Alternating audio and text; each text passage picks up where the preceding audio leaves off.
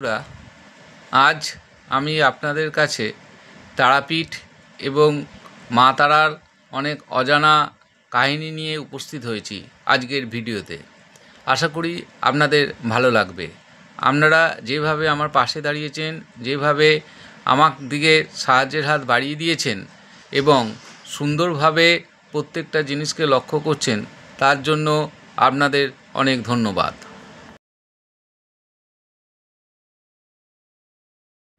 তারা মা হলেন হিন্দু ধর্মের দশম মহাবিদ্যার মধ্যে দ্বিতীয় দেবী, যিনি দেবী কালীর একটি বিশিষ্ট ও ভীষণা রূপ। তিনি শক্তি, জ্ঞান, মুক্তি ও রক্ষার প্রতীক। তারাপীঠের দেবী হিসাবে তিনি বিশেষভাবে পরিচিত এবং তার 8টি রূপ রয়েছে, যার মধ্যে উল্লেখযোগ্য হল বামাকালী, উগ্র তারা ও নীল সরস্বতী। কিংবদন্তি অনুসারে তারাপীঠ মন্দিরটি সেই জায়গায় যেখানে মা সতীর চোখের পল পড়েছিল। যেহেতু চক্ষু গোলকের বাংলা শব্দ তারা, তাই মন্দিরটি মা তারার উপাসনার জন্য নিবেদিত ছিল। তাই ভক্তরা তারাপীঠ মন্দিরটিকে একটি শক্তিপীঠ হিসাবে পুজো করেন, যা ঐশ্বরিক মা আদি পরম শক্তির একটি ঐশ্বরিক আসন। স্থানীয় কিংবদন্তি অনুসারে এই মন্দিরটি কে প্রতিষ্ঠা করেন এ বিষয়ে বিভিন্ন মত প্রচলিত আছে। তবে সাধারণত রাজা রামজীবন চৌধুরী এবং তার 2 পুত্রকে মন্দির নির্মাণের অন্যতম প্রতিষ্ঠাতা হিসাবে গণ্য করা হয়। এছাড়া কিংবদন্তি অনুসারে রাজা ভূপেন্দ্র সেনও এই মন্দির নির্মাণের সঙ্গে যুক্ত ছিলেন, যিনি দেবী তারার কাছ থেকে এমন নির্দেশ পেয়েছিলেন বলে জানা যায়।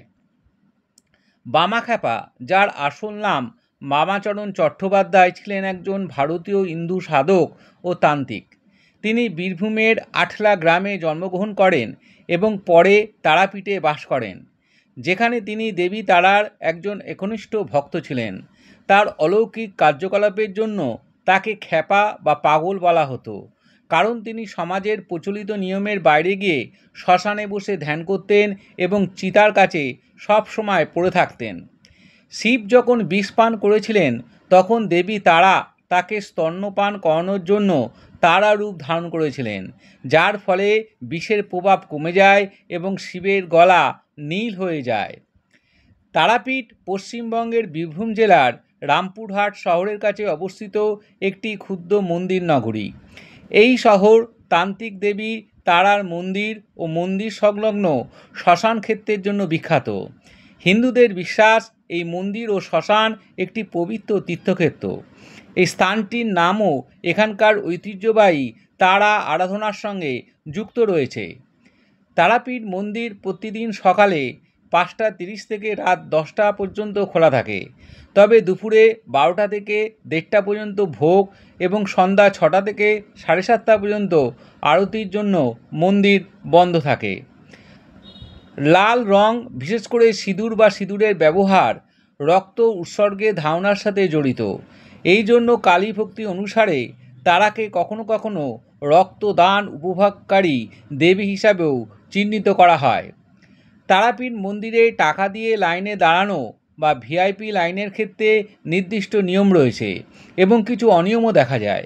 ভিআইপি লাইনে দাঁড়ানোর জন্য নির্দিষ্ট পরিমাণ টাকা চাওয়া হয়, কিন্তু এই ধরনের লাইনের টিকিট ও অর্থের লেনদেন নিয়ে কিছু দুর্নীতি রয়েছে বলে খবর আছে। ভক্তদের প্রধান লাইনে দাঁড়িয়ে মন্দিরের নিয়ম মেনে দর্শন করার পরামর্শ দেওয়া হয় এবং নির্দিষ্ট স্থানে পুজোর সামগ্রী দিতে হয়। মন্দিরে ঢোকার জন্য সাধারণত একটি নির্দিষ্ট লাইন থাকে, যা ভক্তদের শৃঙ্খলার সাথে প্রবেশ করতে সাহায্য করে।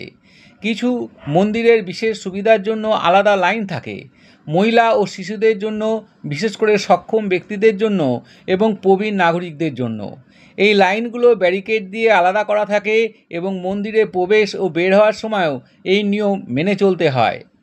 তারাপীঠের প্রসাদ হিসাবে ছাগলের মাংস এবং পোড়া শোল মাছ দেওয়া হয়, যা একটি তান্ত্রিক মন্দিরের ঐতিহ্যবাহী অংশ।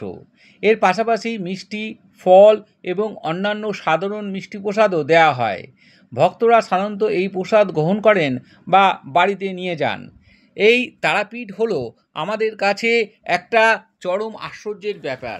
এবং কথিত আছে মা তারার কাছে কেউ যদি কিছু চান সেটা অবশ্যই পূরণ হয়, তবে অবশ্যই সেটা ভক্তিভরে ডাকতে হবে।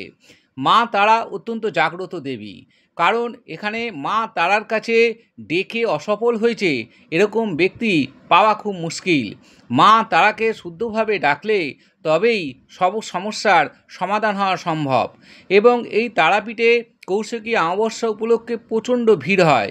প্রত্যেক বছর এই কৌশিকী অমাবস্যায় লক্ষ লক্ষ দর্শকদের সমাগম হয় এবং এই উপলক্ষে হোটেলগুলো চড়া দামে দর হাঁকায় এবং অনেক আগে থেকেই এই হোটেল বুকিং করে রাখতে হয়।